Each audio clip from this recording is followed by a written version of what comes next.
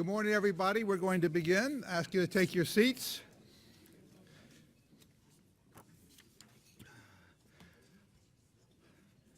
Before I call the dean up, let me just thank and welcome everybody here to the 153rd City Law Breakfast.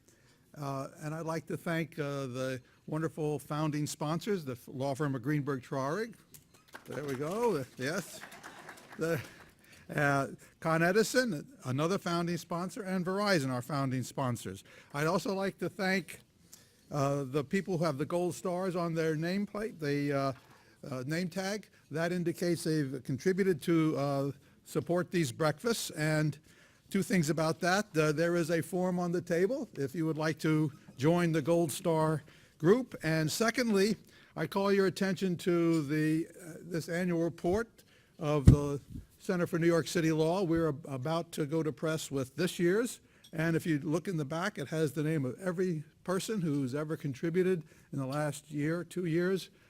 If you want to be in the book for the one at the Civic Fame, please think about contributing today. We very much appreciate it, and it allows us to continue this series and continue to have it as free and available to the public and the civic discourse of the city.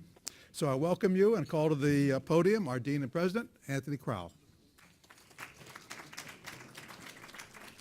Thanks so much, Ross, and it's a great honor to welcome you here to New York Law School this morning, and certainly an honor to welcome my good friend Meera Joshi, who's the chair of the Tax and Limousine Commission, which these days I think takes on new dimensions and new meanings pretty much every week. And so we're particularly pleased to have you here. You're truly an outstanding and dedicated public servant, and as I often say at this podium, when I was in public service, and Bill Hines and my former deputy at City Hall will attest to this, who's now your top deputy, few people say thank you for the public service that is performed in this city, and it's an extraordinary feat what New York City government does for 8.5 million residents and beyond every day, and certainly those who work here and come from the suburbs and travel here. I think that leading TLC has always been a very unique job and has never been more the case than right now, considering the increasing dominance of app-based services like Uber and Lyft and Via and the downstream effects on the rest of the industry and on other issues like traffic congestion, and certainly on individual lives of medallion owners, which has been something that has been in the news and very tragic stories. Certainly the legal and regulatory responsibilities of TLC lawyers are vast, and of the whole agency itself, and it requires a lot of good lawyers, and we are very fortunate that many of our students and graduates here work at the TLC, both during their time studying and after they graduate, so we're very proud of that. And we're very lucky to have the commissioner here at this point in time, coming so soon after the state budget, the new state budget that levies additional fees on all forms of for-hire vehicles, and as city government continues to discuss the impacts of the changing economic landscape for drivers and owners. And the work you're doing is groundbreaking and has garnered international attention, and I know that governments from around the world are taking note of what we're doing here in New York City, as is often the case, but it's nice to hear that you're being recognized as leaders, and there's great interest in how you're undertaking work at such a pivotal and seismic moment. So thank you. So Ross, I'll ask you to come back up here and continue the program and introduce Meera more formally, but I look forward to today's discussions. Thanks so much. Okay, well, we are delighted to have Meera Joshi back. She was here in February 2015 and gave a really quite a sobering but very well thought out talk, which we then published in City Law, and there's copies on the tables. And it was a wonderful talk because it covered so much ground and really laid out the issues in a very straightforward and intelligent way. This is an area that, as everybody knows, is changing so dramatically. 6 years ago, the city was going to balance its budget on selling medallions. The concern was whether 2,000 medallions would have an impact on the medallion value congestion. 3 years ago, the question was whether yellow cabs would survive. Today, we have the civic conversations moved to congestion itself and low speeds in Midtown, and the condition of the transit system and funding of an enormous capital plan. And through it all, there's been this massive changes in the for-hire vehicle area. Mira Josie comes with enormous experience. In 2011, she was appointed general counsel of the TLC, moved up in 2014 as the chair, and has been involved in all the major issues from wheelchair access to credit cards to all of the governing issues of the for-hire industry. I learned just a moment ago that she also was a criminal defense lawyer at Morvillo, Abramowitz, Grand, so that may come in handy as well in the defending herself and the administration.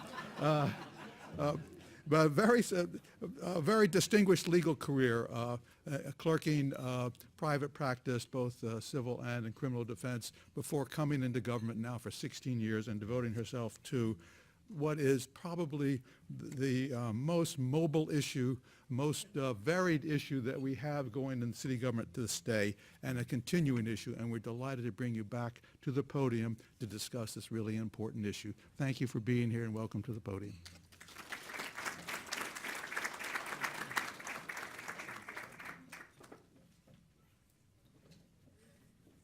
Good morning. Ross has offered me a stepping stool, so I'm going to use it. Wow, that's way too tall. All right. I'll stay to my normal height. Good morning, everybody, and thank you very much, Ross Sandler and Dean Anthony Crowell. This series is, in my opinion, the finest way to learn about what's going on in other agencies, in industries, and in the city. And best of all, it's free, and there's food. So it's the ideal circumstances for information sharing. And thanks very much also to New York Law School and the sponsors who make it possible. It's also Friday the 13th, and an opportune day for risk-taking. So I especially want to thank Ross and Anthony for having me back on this particular morning. The last time I spoke in February 2015, I followed U.S. Attorney Preet Bharara's rousing three-men-in-a-room speech and the announcement of the indictment of Speaker Shelley Silver. There was a great and comforting sense of right and wrong then. Sadly, things have changed since then. Today, Bharara is out, and Silver is still out. Now on to the for-hire industry. Perspective is important, so I thought this morning it would be interesting to go through some of the changes and constants of the industry over time. This is a selection and only an attempt to summarize. The history of the city's for-hire industry is sometimes not complete, so to the extent there are those in the room, and I'm sure there are, who have additional or different facts to add, I welcome your input afterwards. The biggest change, size. It's the most visible change that we've seen in the industry. The number of cars and drivers and trips has grown to historic heights. About 8 years ago, in 2010, there were 100,000 drivers, combining taxi and for hire, and about 50,000 vehicles. Now there are about 180,000 drivers and 130,000 vehicles. About 8 years ago, we knew through taxi equipment that taxis did about 400,000 trips per day, and we had no real picture of what the for-hire daily volume was. Now, as a result of landmark rules passed by the TLC in 2015 and 2017, we now know the date, time, location of every pickup and drop-off in the for-hire sector, as well as the driver and the vehicle driven. Though not the level of detail we get from taxis, it is a far better measure of industry volume than the crude guesses of the past, one that has benefited the agency's policymaking and has become an asset to city planners and transit think tanks as they grapple with solutions to the city's mounting congestion problems. So now with the benefits of trip records, both from taxi and for-hire sectors, we know that today taxis do about 290 trips a day, primarily in Manhattan, where the hail business thrives due to passenger density, and that the for-hire sector now does over 600,000 trips daily, with about 50% of the app-based trips taking place in Manhattan. Together, they serve almost 1 million people a day, as much as some cities' entire public transportation systems. Another subject, what it means to be a driver.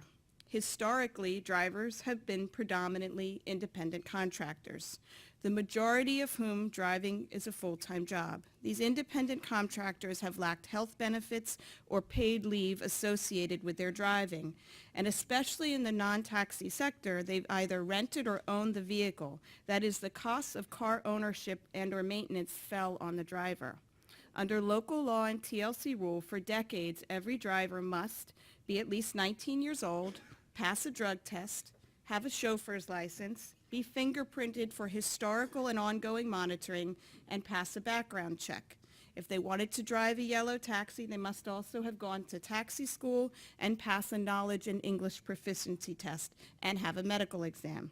The cost of licensure was set in 1984 at $60 and raised in 2011 to $84.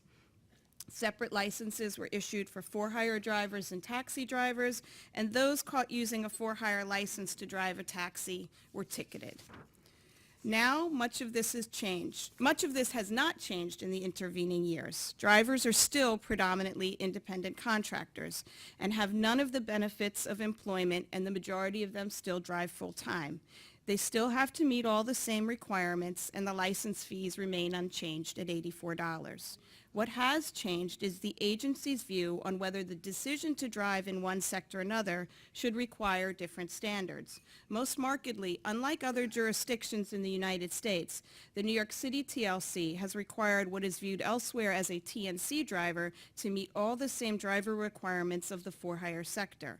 And then, in recognition of the fact that all passengers deserve the same level of driver, we administratively, and then formally through City Council, created the Universal License, which requires all drivers to meet education and medical standards, as well as get training on how to assist passengers who use wheelchairs. Another subject, which is of great debate, industry growth control mechanisms. Way back on March 2nd, 1937, by a vote of 50-4, the New York City Board of Aldermen, yesterday's City Council, passed the Haas Act, which created the taxi cab medallion system. The headlines featured the mayor's praise for the law and characterized the limit as a freeze on the present number of medallions, which was then 17,858. And also noted the police's, which was then the TLC regulator, ability to add more if needed. Among the problems the act intended to solve was excessive cruising, which led to congestion. And as too many cars were chasing a finite amount of passengers, this led to long working hours, aggressive driving, and dangerous road conditions. However, outside the taxi industry, there is no limit on for-hire licenses. The TLC is unable to independently limit the number of licenses we issue. If you meet the requirements for a for-hire vehicle license, we must give you one.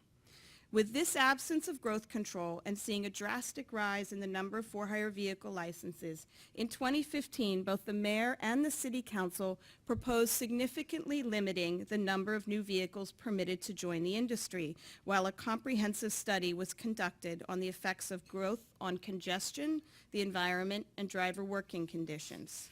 This instead resulted in a study only, with no growth control legislation. Ultimately, the study concluded that the for-hire vehicle growth was not then the driving cause of congestion in Midtown, in large part because it was assumed that the growth at the time, 2,000 new cars a month and 3,000 new drivers a month, would not continue at these same rates. This assumption placed too much value on historical assessments about how markets operate and ignored the current predominant business model, which values gaining market share over daily profit and thus is not conducive to leveling off until the winner takes all.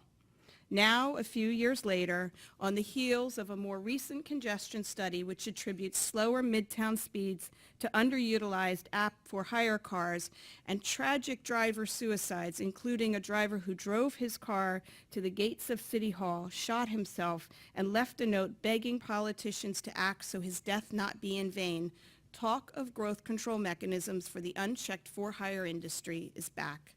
Our mayor, who in recognition of the fact that the problems caused by unchecked growth have gotten worse since he called for a cap in 2015, has once again publicly supported working with the council to revisit the issue. Our new City Council Speaker has also expressed openness to revisiting this issue, opining that we have too many for-hire vehicles in the Central Business District. And our governor, in talking to the Daily News editorial board, noted that if you reduce the number of Ubers, you will have reduced congestion. At the TLC, we look forward to working with elected officials and providing the industry insight we have as the regulator to formulate a sensible and sustainable solution. Until this happens, though, around 2,000 new for-hire vehicles will join our city streets each month. Although growth control mechanisms reduce competition for trips, meaning fewer cars on the road and less time cruising empty, this does not completely respond to the challenges for drivers experiencing declining incomes. To do that, you have to look at what portion of the fare goes to the driver and what portion of the fare goes to the owner. Here, the TLC does have the power to regulate and has done so in the yellow cab industry for decades. In the 90s, because there were many more drivers available to work than there were yellow taxi cabs available for them to use to get trips, fleet operators increased vehicle lease rates, that portion of the fare that the owner keeps, with little consequence. Then as now, the driver pool was predominantly newly arrived immigrants, and there was always someone willing to work for less rather than not work at all. So driver income declined.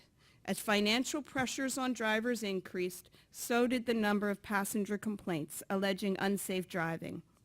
As one scholar at the time phrased the problem, unchecked leasing results in drivers working longer hours, creates taxi service problems, and puts the greatest share of the financial risk on the driver. In response to decreased driver income and growing concerns for public safety, in 1996, the TLC passed comprehensive regulations capping the maximum rates that a taxi owner could charge a driver for vehicle leasing.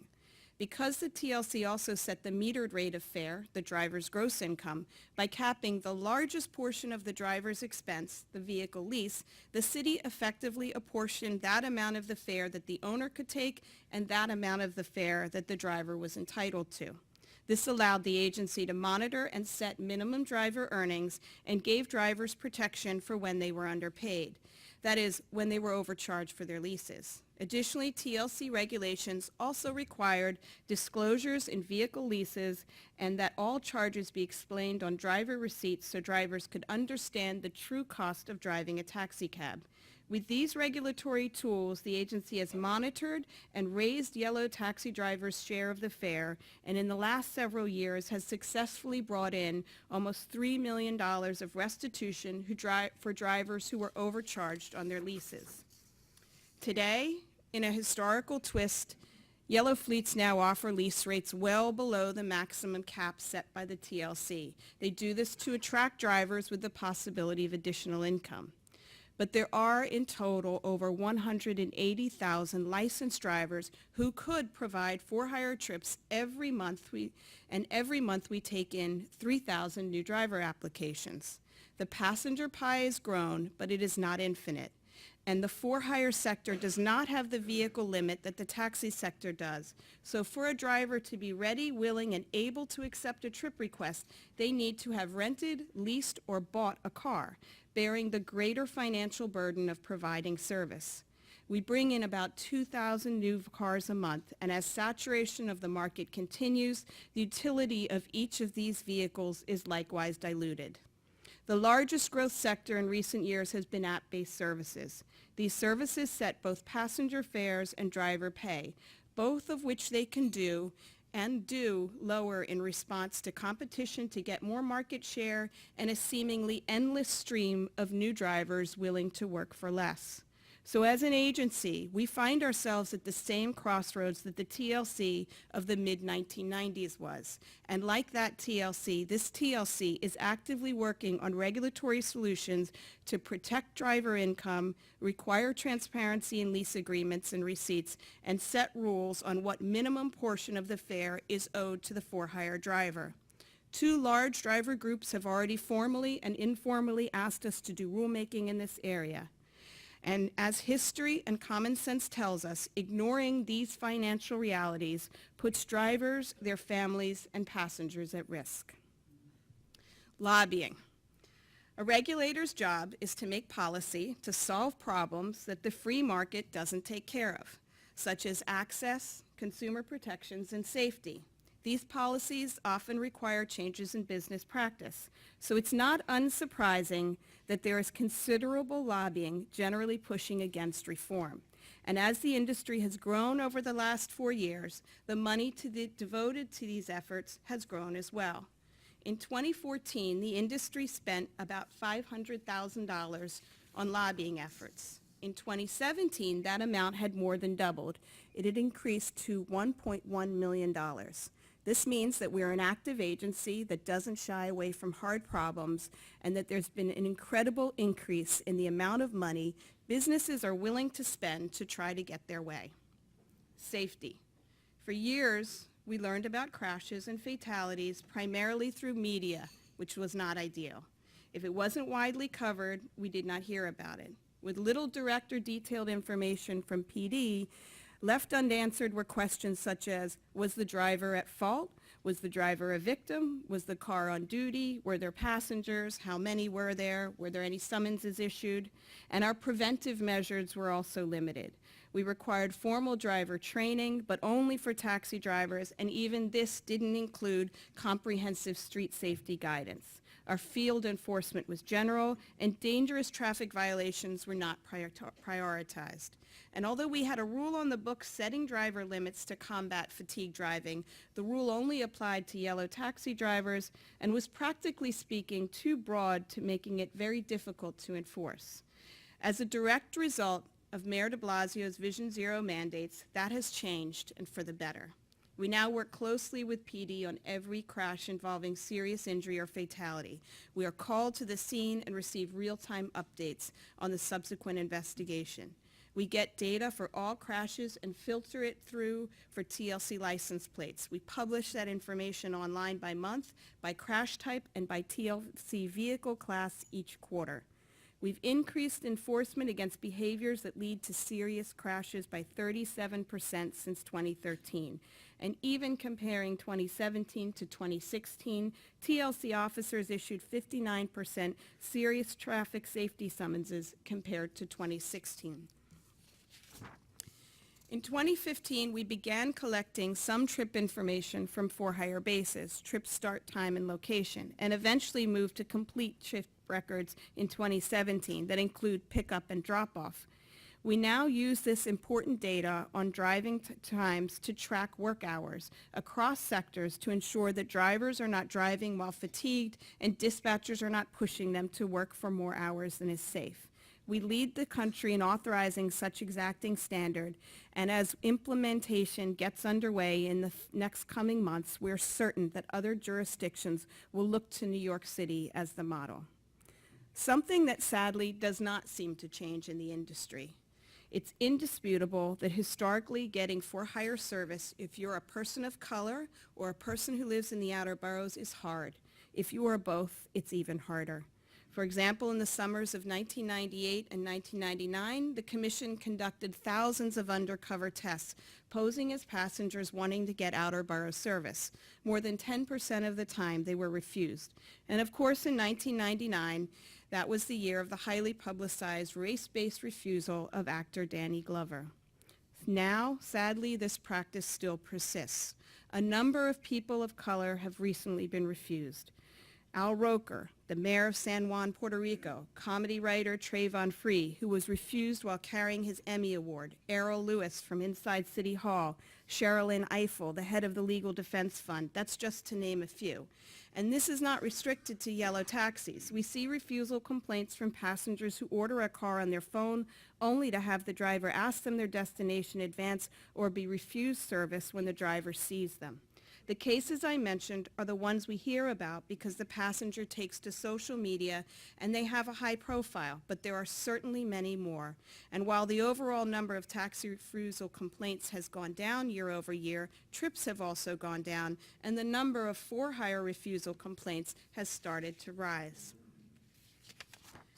So together with NYC Media, we're working on a short film to be shown for the first time outside of taxis. Current messaging on refusals is limited to inside taxis, it faces a customer that's already gotten service and the person refused and the driver never sees it. It will inform passengers of their right to service and what to do if it's denied, encourage the reporting of service denials, reinforce for drivers the penalties associated with refusals, and profile professional drivers who represent the vast majority that daily uphold service standards. But there is one form of refusal in which the industry has made great change, and that's accessibility. Then, in 2003, for the first time, local law mandated that a certain percentage of medallion taxi cabs be wheelchair accessible. About 24 were added in 2004. In 2006, about 50 more, and then over the next several years, about 150. By 2013, there were a total of 237 accessible yellow taxis in service, or less than 1% of the fleet.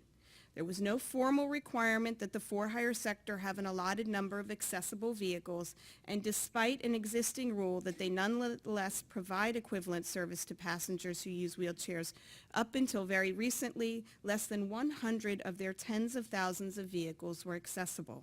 Anyone who used a wheelchair and wanted to get for-hire or taxi service really didn't have much of a chance at all. Now, that sorry state of affairs has changed. Today, we have over 2,000 accessible yellow taxis on the road and a commitment to make the fleet 50% accessible by 2020. During this past year, I have heard numerous accounts of passengers who use wheelchairs who are finally able to hail and get service. We also now have a citywide system that dispatches accessible taxis in all 5 boroughs. And after years of work, the MTA is now incorporating accessible green and yellow taxis in their paratransit service. Also, at the end of last year, we passed rules mandating that the for-hire sector within 5 years have 25% of their trips done in an accessible vehicle, or alternatively, as part of a pilot, will allow them to meet minimum response times to provide service. All this work means that people who use wheelchairs get a transportation experience similar to those who do not. The more these programs expand, the more our transportation reality is about real mobility and acceptance. I hope this has been informative. It has surely not touched on every subject, but at least I believe it does show some of the history of industry change. Those who oppose it are well-armed financially and politically, but failure to initiate needed change does not mean a problem will vanish into the sunset. It will persist decade after decade until bold reforms are made. I'm proud of the changes we've made at the TLC, but I know more needs to be done. Some of the most important pieces are beyond our agency's control and power. So as always, I look forward to working with the men and women in this room to do this necessary work ahead. Thank you.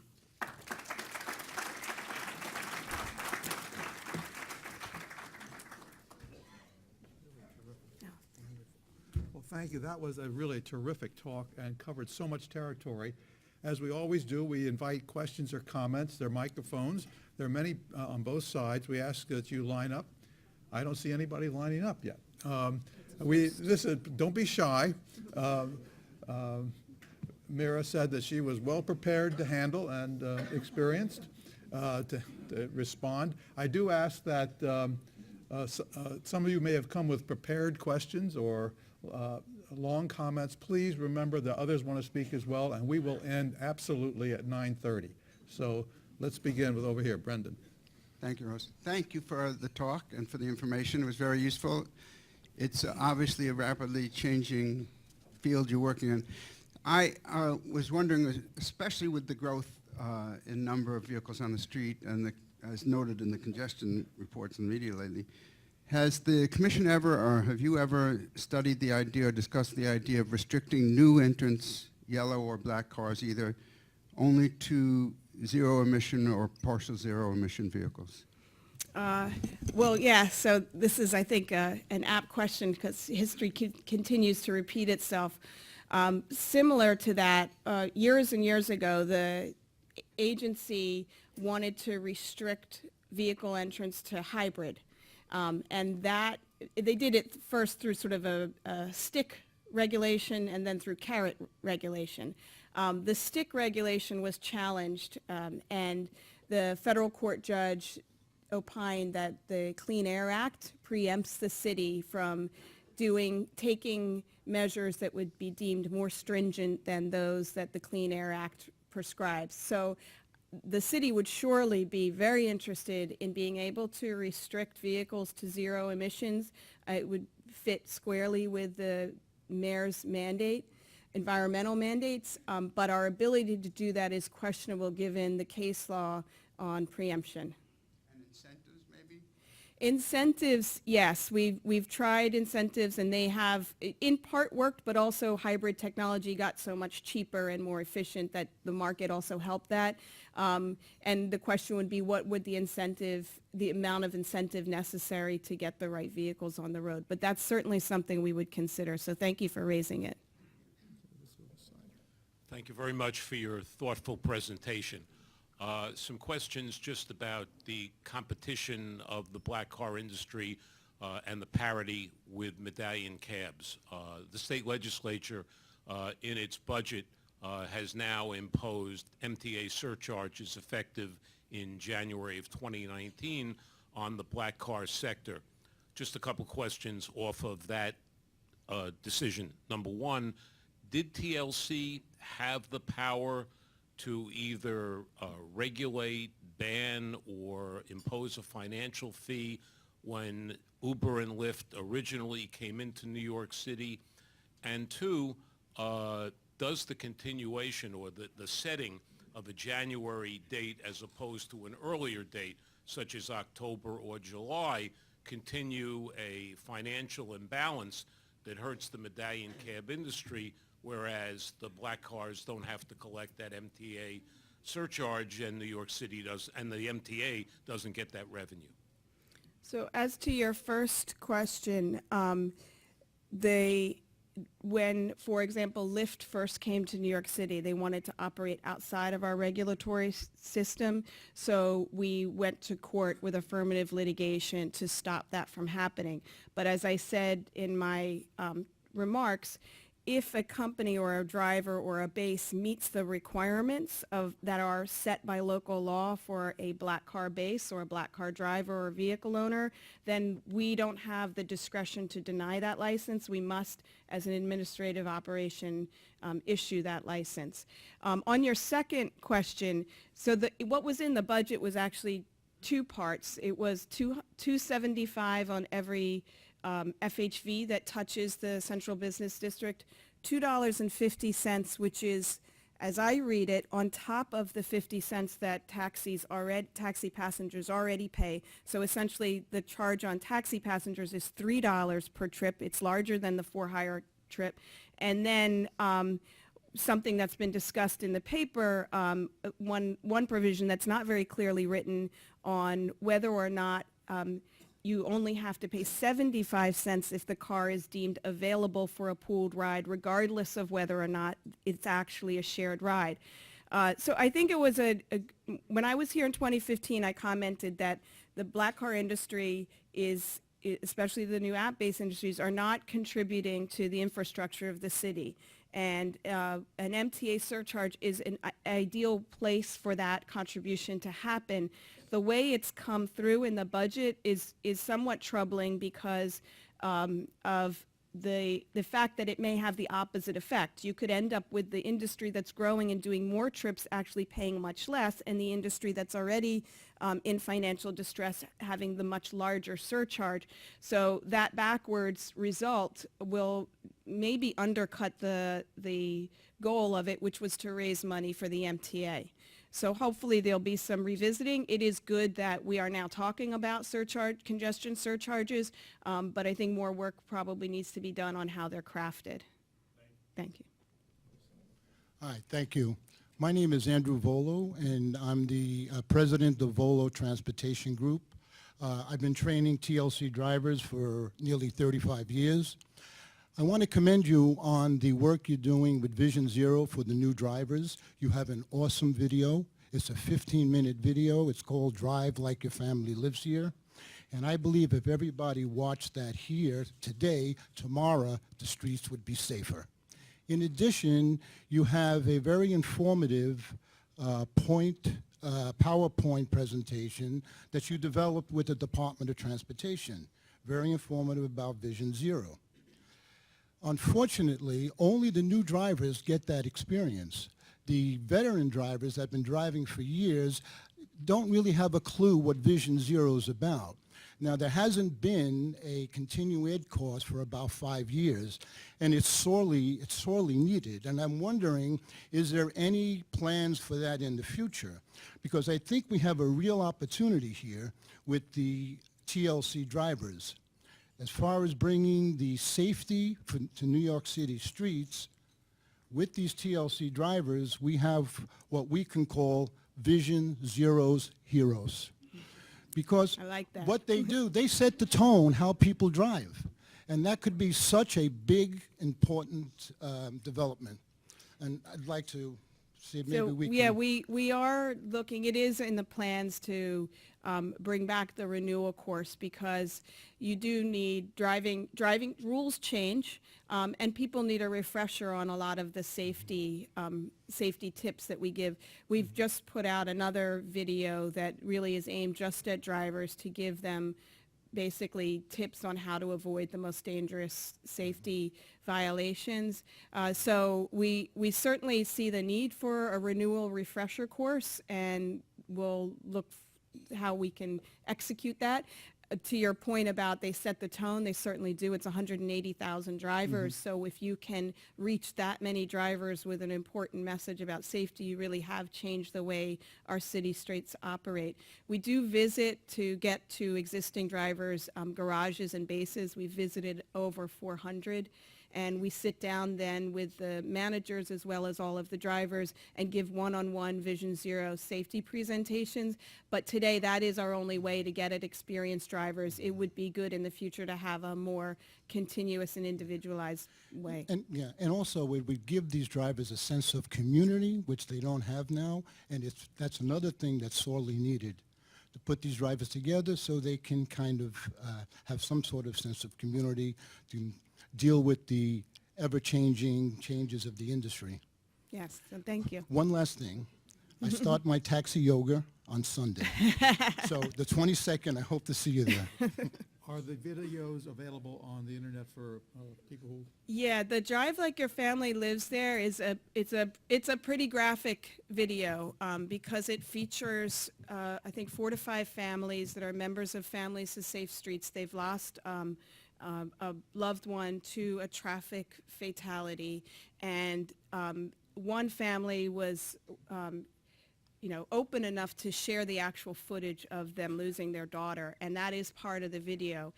So it is certainly a powerful video to watch. We produced it for our drivers, but it's now used by the city for all city drivers, as well as by the MTA for bus drivers, and it's used in other jurisdictions because it is pretty powerful. So there's 2 forms, a long form and a short form, and one in Spanish, and we can make sure we get you. I think actually if you just go on YouTube, I'm looking at Kala, is that right? YouTube, Drive Like Your Family Lives Here, and you should be able to get it. Good Hi, morning. Carolyn. Good morning, Commissioner. Good morning. As you know, the New York City Taxi Medallion was the most valuable and safest investment that you could possibly make for about 80 years. One city councilwoman told me yesterday that very often the city council balanced the city's budget because of all the revenue that was produced by the medallions. Are you and the TLC during your tenure complicit in misleading the banks into being confident and I'm lending sorry, money you said, are we against... complicit in what? in misleading the banks, in being confident and lending money Is against this the where medallion. I go back to Ross's comment about my background in criminal defense? You never know. The answer is no, absolutely not. So the banks were just stupid. You can call the banks whatever you want. You asked me a question about was I or the agency complicit, and the answer is no.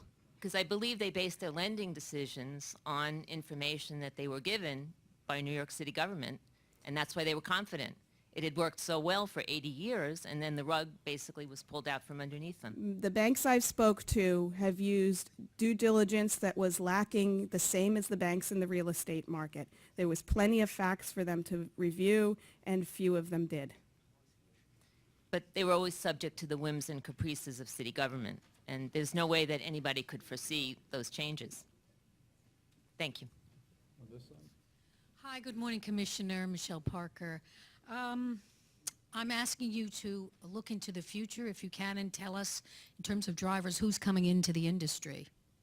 What kind of drivers? Well, where are they coming Where are from? they coming from? Well, they're primarily immigrant drivers. We're 98% immigrant. Southeast Asia and Dominican Republic are the largest Right now, but sources of influx. Who is the new group? Who the new group is, I don't know. Got to know that, right? Right? You Who have do to you know think the that. new group will be? I don't know, but I might know by the end of the day.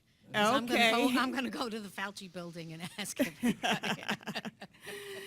What about in terms of, that's demographics, but in terms of age and experience, we're certainly seeing younger drivers coming in, and we're seeing a higher turnover in drivers than we've had in past.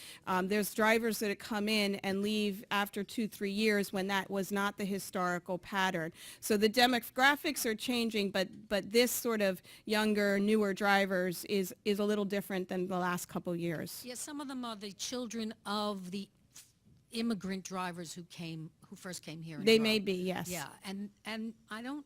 I think you might be wrong. When I was in college, a lot of guys I knew drove cabs on the weekend. Yes, but there was also a large group of long-term professional drivers. I have another quick question, and this kind of goes off on the continuing education. Very often your penalties are sticks. You don't offer a lot of carrots. May I suggest that some of the carrots be in the continuing education So vein? we have started doing that, and we're looking to do more of that. One of them is a behind the wheel course, which we offer now in lieu of revocation for those people that have racked up a number of moving violations. And we also offer additional point reductions for courses that we take. So we certainly would rather offer carrots, because in the end of the day, a driver that's not licensed by us may go out on the street and continue to provide service, but now illegally. We'd rather them change the behavior and stay licensed by us. But we also have done a lot of warnings. So when we roll out a new initiative, rather than starting with summonsing, do some outreach and some warnings ahead of time so that there's a chance for drivers to know what's coming down the pike. Thank you. Thank you. Thank you very much. My name is Robert Brill. I'm the Secretary of the Committee on Transportation of the Association of the Bar of the City of New York. Have there been any discussions between your agency and the Commission and the Office of Management and Budget of the city and or the Comptroller with regard to the de Blasio administration's strategic thinking that it will no longer expect that the city can rely upon the sale of medallions to raise revenue?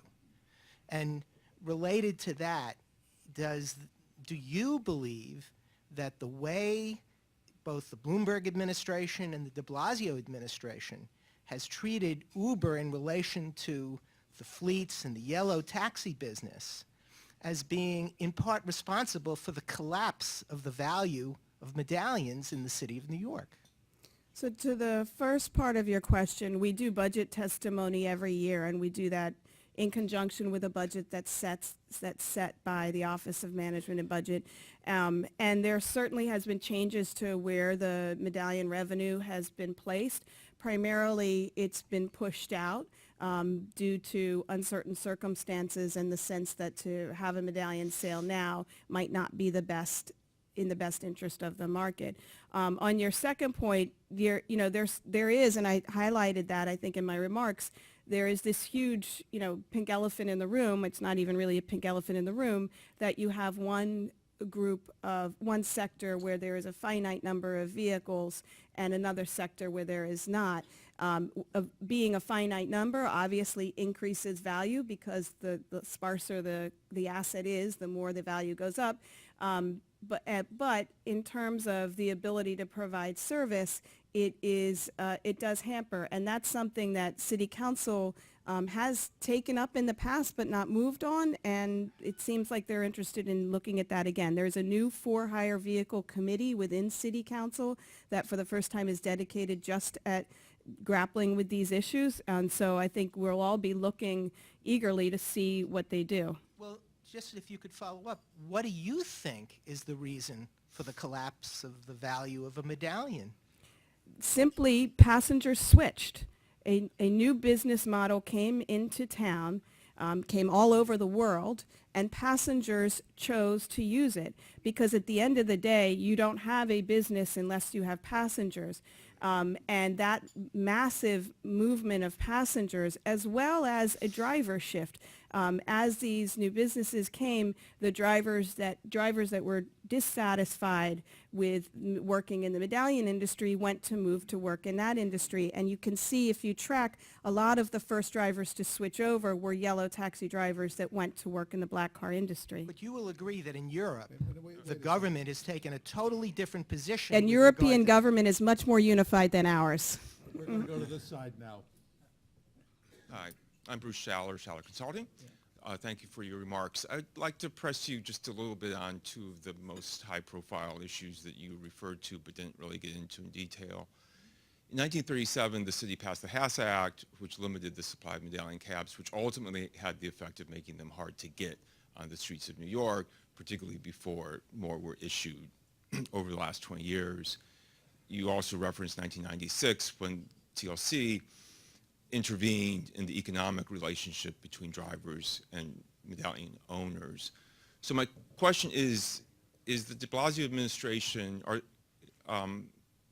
willing to consider, are these issues on the table for consideration in terms of capping the number of Uber and Lyft vehicles such that it might be harder to get one, number one, and secondly, in intervening in the economic relationship between drivers and these companies? Are those issues now on the table for this administration? And if so, what's the process to come to some policy outcome?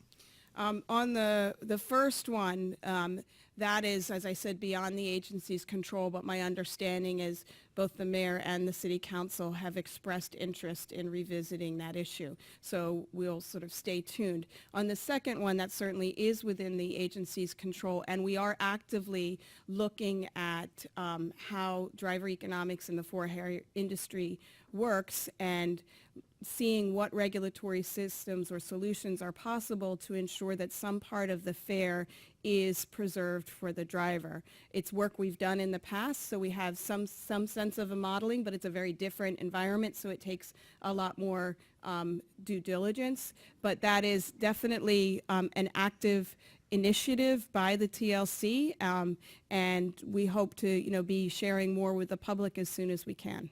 So on the first issue, I presume since you're part of the administration, you would be involved in the consideration of some sort of limits? I presume so too. And so what would be the just if you could address the process. Yeah, I don't mean to beat, but you put some distance there. So what would be the process there? I think it's the same process as, we saw. There are one piece of legislation that I don't think has come out to be public that now Councilmember Diaz is proposing. It has, I believe, a similar sort of barriers to entry increase. It's got a large dollar amount that would be attached to becoming a base, an app service base or an app driver or an app vehicle owner. The actual bill isn't out there, and you have Levin's bill. So the council process is you've got to start with whatever the existing bills are. There's a hearing, people give input, and then it works through that process. They say we have just a few more minutes, so the people standing, and that'll be it. Hello, my name's Barry Napak. I'm a medallion owner, medallion driver. I know a little bit about the business. What I don't understand is why does the city, including the TLC, allow for outside ownership of the taxi industry? Beforehand, when you used to be able to buy, when you had to buy a medallion, you had to be almost a resident of New York. Now we have these companies, these international companies, that engage in predatory pricing, that don't make any money, and their game plan is to destroy all the black car delivery business and the yellow cab business, so then they can make big profits like Google and what's the other one? Microsoft. So why are we allowing foreign control of our transportation business in New York? I've been with the TLC since 2011, and there has been sort of a residency requirement to ownership. So I'm not as familiar with the times that you're referring to when there was But one. Lyft and Uber, they're not local corporations. That's true, and there know, are so why other, do you- you know, why- Addison Lee is a British corporation that now runs black cars. So there are several examples, numerous examples of that But throughout the doesn't this- industry. I think it's a larger question, and that's always the small business owner versus large business owner that the mayor constantly grapples with, which is how much deference do you want to give to local small businesses in order for them to survive? But they have all these set-asides for minorities, for women. Why do they allow an international entity to destroy the business in New York City? And one other question about... We're going to have to switch to the other side, I'm sorry. Oh, I'm sorry. Commissioner, good morning. Thank you for your service. My name is Ellery Carl. I have an idea I'd like to put back on the table. As a businessman, entrepreneur, problem solver, it seems to me that the medallions in their fight with Uber and Lyft should use the technology to undercut Uber's price. Specifically, it seems to me that there should be some way to make ride-sharing app ready, where a person waiting somewhere en route to a for-hire yellow taxi going somewhere can stop, pull over someone. We can have a combination price per distance, per time, something like that. So the medallions can come back in competition. Capitalism is about competition. All these people who want to reduce the number of lifts, everything. No, we want to have competition determine the best. And it seems to me that the medallions are not fighting back in a capitalist way. What can you do to So help? your question is timely. Just at our last commission meeting, we authorized a pilot which will allow the taxi cab industry to use apps for passengers to hail vehicles that to provide upfront pricing, which is now a passenger benefit. People want to know upfront, and so that price might not be the metered rate. It could be more, it could be less. There is already the capability for the fare to be apportioned, so they could do shared rides just as are done in the black car industry in the apps. And so I would hope, like you said, that people take us up on that opportunity and businesses do invest in using app technology more in the taxis, especially since we've given them the flexibility to do pricing and have that same customer relationship as the apps have in the for-hire. Right, but the key to me is you have to fight Uber on price. We'd be happy to send you a copy of the pilot if that's something you're interested in. Greg Lehman, how you doing? I have a question regarding what has been a long-term practice within the industry, which I would imagine you're aware of, wherein drivers pretty much are extorted money at hotels, which is a standard operating procedure. Very few hotels actually prohibit that behavior, from the doorman. And I'm wondering if you would ever considered a reform, even if it has to be involving some other agency. One other question regarding the issue of your predecessor, who has been, now, I knew he had been a consultant for Lyft, but I'm wondering if the mayor has ever considered a reform measure on the ethics of a TLC chair or any chairperson after having put forward a regulation which directly impacts on a particular industry and then becomes the beneficiary. Please. So I'll do the second question first because I might need a slight refresher on the first question. Oh wait, I remember it now, the hotels. Okay, so the second question is the limitations on employment after you leave city service. They are governed by the Conflicts of Interest Board, And so that's the place, if there are to be additional reforms, that's the place where the mayor and the city would have to look to make those changes, because that's where you need to either get permission, or if you violate those rules, you have to pay a penalty for that violation. And those rules are generally have different bans. One sort of a year ban, a general ban, and then there's this lifetime ban. And depending on how you phrase the work that you're planning to do, they will decide whether or not you have qualify for the lifetime ban or not. So that's the process today, and if there is to be tightening on that, I think that there's certainly a reason, a public ethics reason why the public would want and deserves that kind of tightening and scrutiny. COIB would be the place to look to get it. On the first one on hotels, we are extremely aware of this problem, and we've tried numerous tactics to combat it. Meeting with the hotel lobbyists, and the hotel administration to really make sure that they are disciplining their doormen that are taking bribes. We don't have control over those doormen. And then on the enforcement side, doing undercover operations where we pose as passengers and have that interaction with the doorman, see the interaction with the driver, as well as sitting right outside of the hotels and summoning the black cars that are illegally picking up, most of whom are doing so with the complicity of the doorman. But it is a tremendous problem. One thing that's helped us is that people like you and other New Yorkers are eyes and ears, and they give us good intel on which are the hotels where it's most problematic, and we make sure to target those hotels in our enforcement efforts. Good morning, Commissioner. Michael Patrick, born and bred New Yorker, been taking cabs for 64 years. And I just wanted to commend you on your fantastic leadership and the work of your commission. I also want to tell you that the best drivers I've ever seen in my life are the New York City cab drivers, and the most knowledge of the city of New York are New York City cab drivers. I have one pet peeve. It's too hard to buckle your seatbelt in too many cabs, and that should not be the case. It's got to get fixed. Yeah, no, that's absolutely a legitimate, and it's more than a pet peeve, it's a life and death matter. Hi, I'm Bob Broadhurst, International Brotherhood of Electrical Workers from Boston. But I have one question. What's your take on the City of London outright banning Uber and Lyft? Recently, this is going on. Do you know anything about that? Yeah, I do. There's a huge sort of dichotomy between the headline that came out, they're banned, and what actually happens. What it was is they said, we will not renew your license. During that time, they can operate business as normal. They can bring on new cars. They can bring on new drivers.